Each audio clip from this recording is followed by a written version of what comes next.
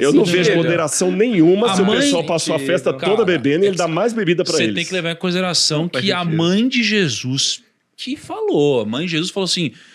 Filho, acabou, e faltando vinho, tudo, a mãe de Jesus lhe disse, não tem vinho. Filho, sim, mas casamento sem vinho é uma vergonha. Volta a pergunta. Tava todo mundo já bebido. Ele dá mais bebida alcoólica? Onde é que tá a moderação? Mas pera, mas não tinha mesmo? Porque olha só, e foi também convidado... Olha só, vamos refletir aqui, ó. E faltando vinho, a mãe de Jesus lhe disse. Ou seja, a gente não tem informação de que o vinho tinha acabado. A gente tem informação de que estava faltando vinho. Não, tinha acabado.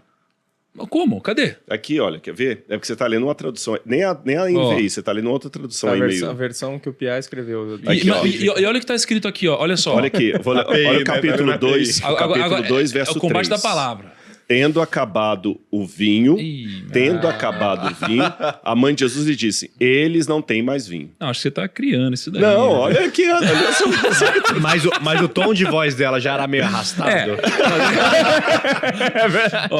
Acabou o vinho. Mas olha aqui, ó. Acabou o vinho. Mas olha o que vem aqui agora, ó. E disse-lhe, todo homem põe primeiro vinho bom, e quando já tem bebido bem, então inferior, mas tu guardaste até agora o bom vinho. Realmente já tinham tomado uns vinhos. Pensa assim, depois que você tá meio bêbado... dando vinho bom no final. Pensa que você tá meio bêbado, você toma uma parada mais doce, parece que é melhor, entendeu? Então pode ser que... Mas calma, às vezes tem um sentido. Pode ser. Como é que é? Não, álcool não é um gosto agradável, né? Você não tava lá também pra ser eu sei, mas álcool não é um gosto agradável. Então, filho, vai no mercado comprar vinho. Sem álcool, pode ser mais agradável, realmente. Olha, parece que é mais gostoso. Agora, na boa, você quer defender mesmo. Eu tô defendendo. Eu respeito, é lógico. Você sabe que a gente sempre tem ponderações diferentes, mas respeitosas.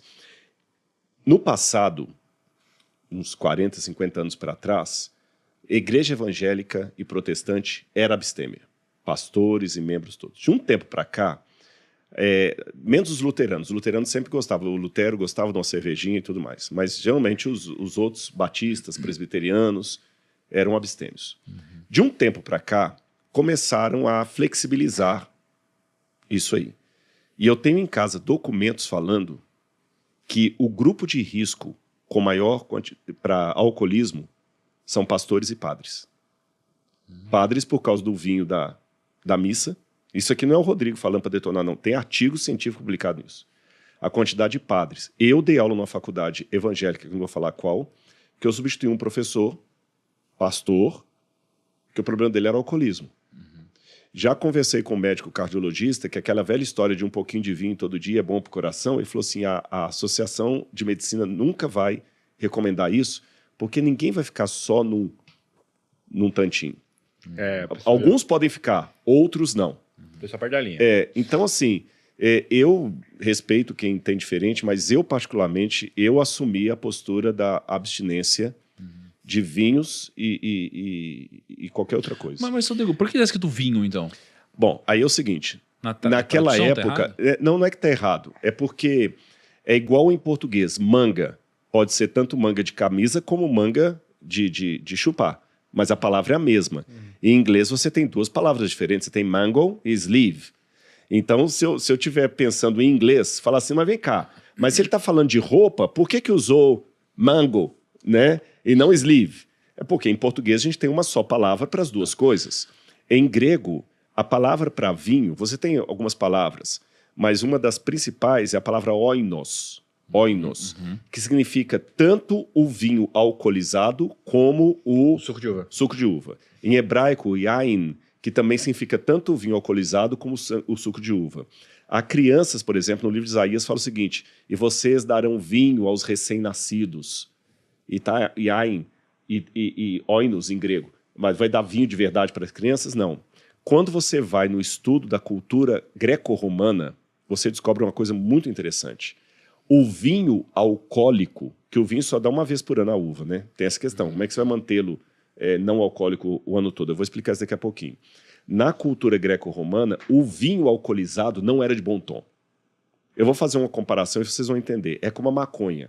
Eu sei que tem muita gente que usa maconha. Tem professor universitário que usa maconha, tem alguns que brigam para a legislação da maconha, etc, etc, etc. Mas o fumar maconha ainda é uma coisa abjeta. Tanto é que se eu chegar aqui fumando uma maconha, você não vai ter podcast. Já deu rolo no passado alguém que fez isso. Sim. Não é isso? No passado, o pessoal... Esse daqui saiu de lá e veio para aqui.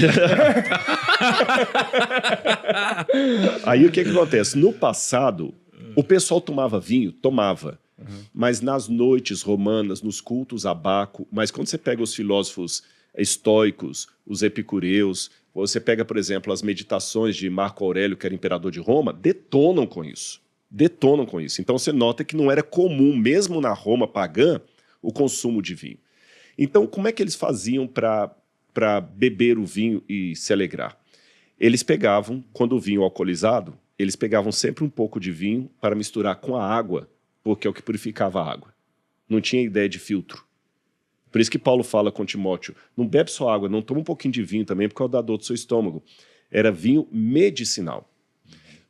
E uma das coisas, a gente tem, Plutarco fala sobre isso, você tem em Tácito, vários autores romanos, o vinho puro, alcoolizado, sem mistura de água, não era bem-vindo. No Apocalipse, quando Deus vai falar das pragas finais, que a cólera de Deus está caindo, fala o seguinte, e eles beberão do vinho da cólera de Deus, preparado sem mistura.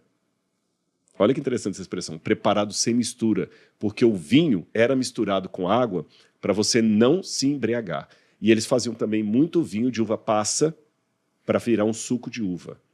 Então, agora é lógico, há momentos na Bíblia que Deus tolera aparentemente o vinho, por exemplo, Noé se embriagou porque ele descobriu o poder ali, não há nenhuma repreensão de Deus e tudo mais.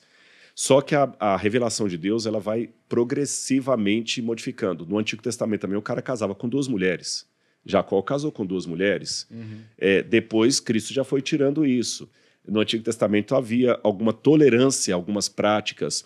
Até você falou, vamos fazer um dia a diferença de Deus no Antigo Testamento para o Novo, que Deus aos pouquinhos vai mostrando que não é bem assim. Eu hoje, Rodrigo, particularmente, mas eu tenho que deixar bem claro para a galera que está assistindo, há teólogos que discordam de mim. Não estou querendo ser o dono da verdade, não. Eu só estou falando da minha experiência. Eu, Rodrigo, particularmente, com base em tudo o que eu já vi sobre a bebida alcoólica, eu tomei a decisão de ser abstêmio.